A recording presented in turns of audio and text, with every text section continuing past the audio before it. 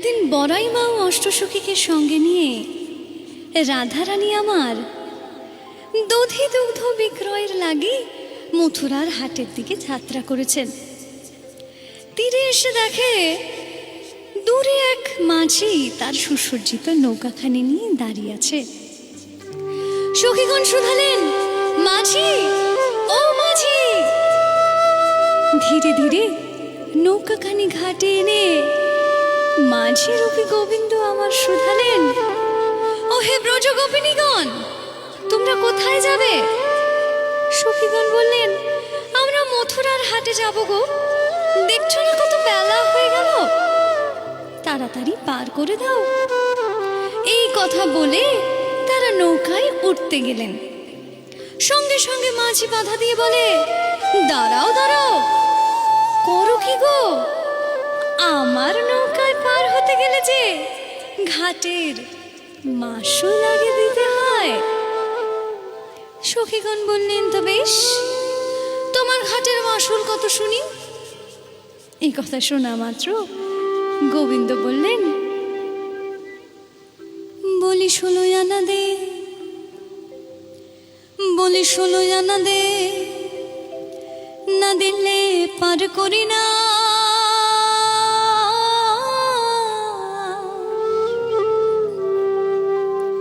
বললি আমারও সুন্দর নাও, যে পায় আসে দেব, আমারও সুন্দর নাও, যে পায় আসে দেব, আমারও সুন্দর নাও, যে পায় আসে দেব, আমারও সুন্দর নাও, যে পায় আসে দেব। আসিয়া গণ এসো লোক, আসিয়া গণ এসো লোক। এ কথা শুনে সখীগণ বলে, বলো কি হে মাঝি, 2-1 পয়সা দিয়ে পার হয়ে যায়, আর তুমি কিনা বলছো 16 আনা।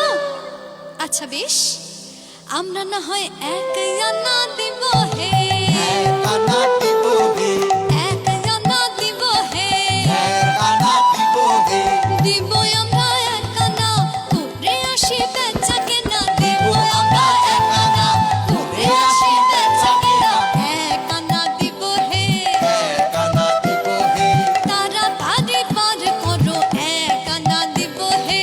তাড়াতাড়ি পার করো, এক আনা দিব হে।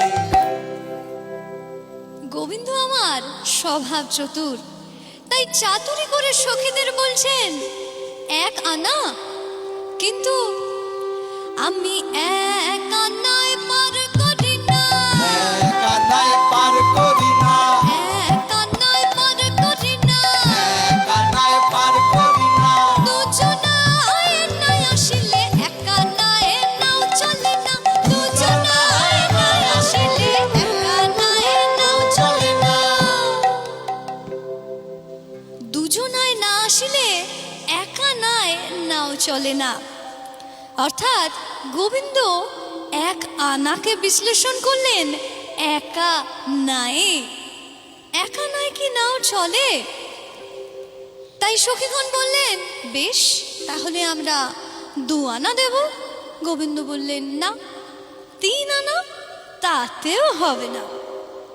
সখীগণ বললেন, বেশ, তাহলে আমরা 4 আনা দিব হে, চার আনা দিব হে, 4 আনা দিব হে। চার আনা দিব হে। সখীগণ মিলে 4 আনা দিব হে, সখীগণ মিলে চার আনা দিব হে, সখীগণ মিলে 4 আনা দিব হে। সখীগণ মিলে চার আনা দিব হে।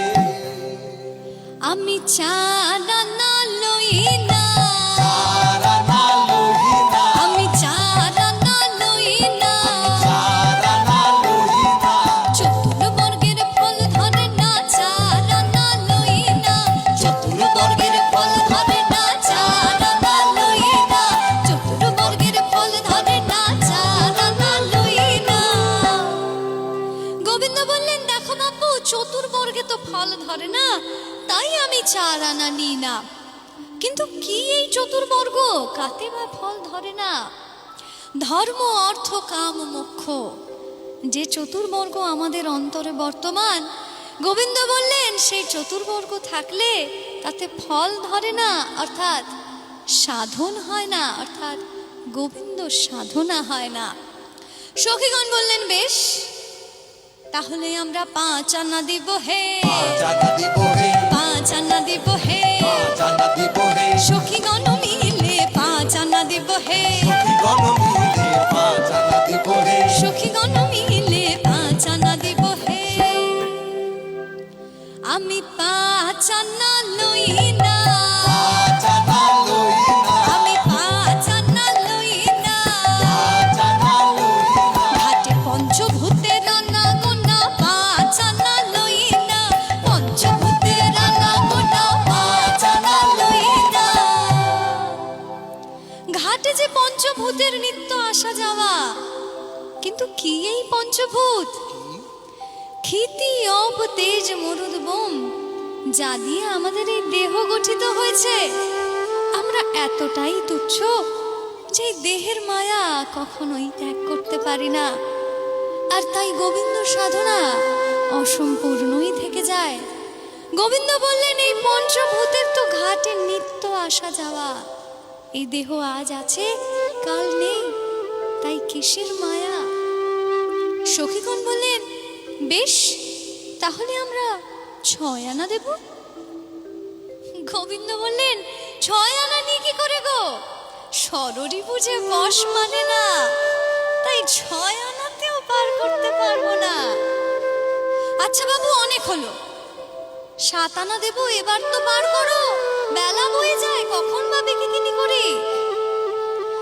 গোবিন্দ আবার বললেন দেখো বাবু, 7 আনাতে পার করতে পারবো না গো, 7 সমুদ্রের ঢেউ লাগবে আমার জীর্ণ তরিতে, তরি যে ডুবে যাবে, তোমাদের মহামূল্যবান প্রাণ যাবে, সেক্ষেত্রে কলঙ্ক তো এই মাঝির নামেই আসবে, তাই 7 আনাতে পার করতে পারবো না।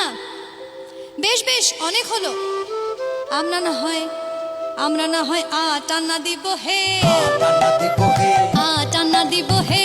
8 আনা দিব হে, অষ্ট সখী মিলে 8 আনা দিব হে, অষ্ট সখী মিলে 8 আনা দিব হে, অষ্ট সখী মিলে 8 আনা দিব হে। অষ্ট সখী মিলে 8 আনা দিব হে। 8 আনা?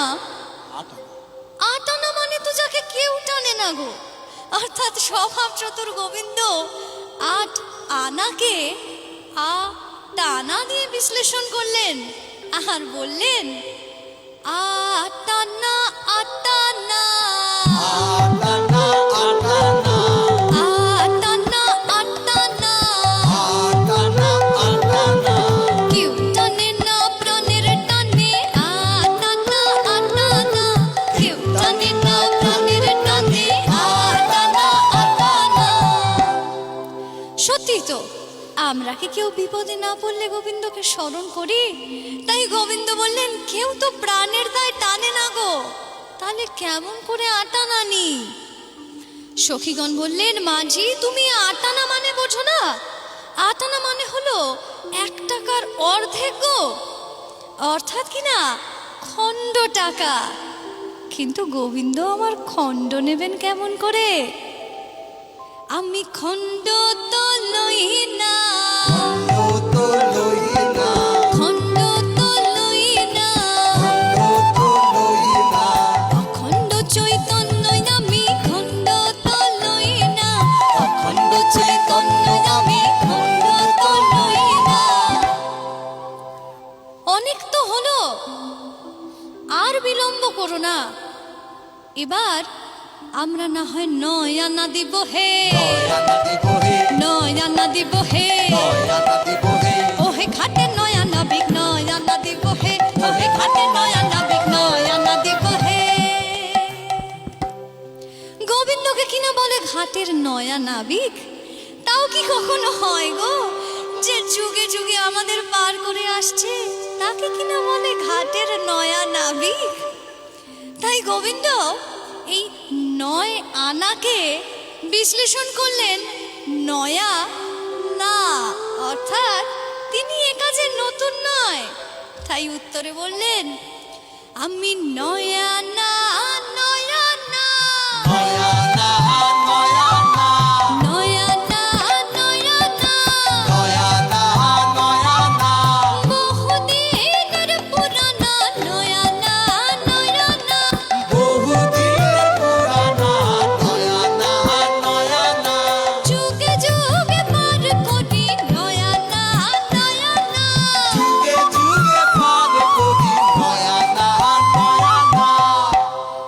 সত্যি করে বলো তো মাঝি, অনেকক্ষণ ধরে দেখছি তোমার ঠিক কি চাই, কোনোটাতেই দেখি তোমার হয় না।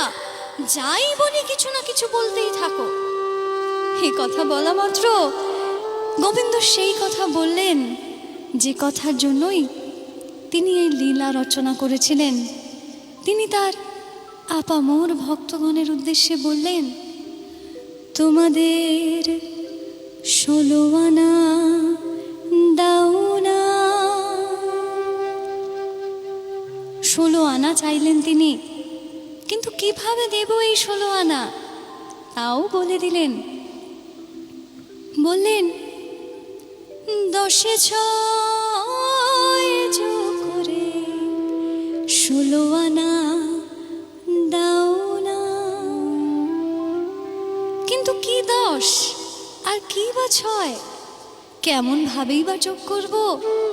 বললেন, 10 ইন্দ্রিয় আর ষড়রিপুকে একত্রিত করে 16 আনা করে নিজেদের সম্পূর্ণ রূপে উজাড় করলে তবেই তো গোবিন্দ আমাদের ভবতরণী পার করে।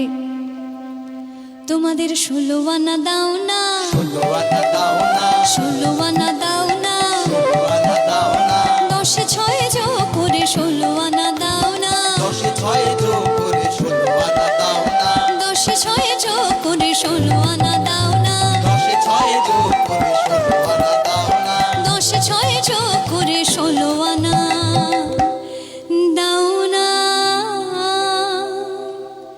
তাই এই 16 আনা সমর্পণ করে আমরা সবাই মিলে আজ হরিধ্বনি করি এবং গোবিন্দ চরণে দুবাহু তুলে নিজেকে সমর্পণ করে বলি, হরে